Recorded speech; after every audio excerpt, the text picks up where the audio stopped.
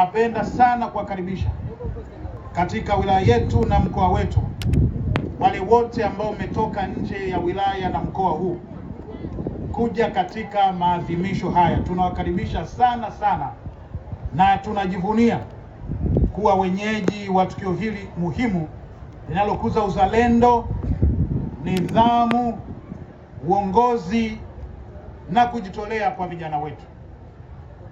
Lakini la pili, ni washukuru sana viongozi wetu wa Scout kitaifa ambao mliamua kwamba maadhimisho haya yaje kufanyika katika wilaya yetu hapa mkoani Mtwara.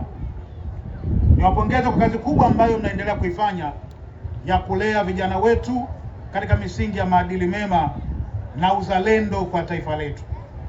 Mheshimiwa Mkuu wa Mkoa, uwepo wako hapa ni heshima sisi kwetu kubwa na ni ishara ya namna serikali inavyothamini harakati za vijana na maendeleo ya taifa letu kwa ujumla. Sasa kwa heshima na taadhima, nyinyi endeleeni kukaa hapo.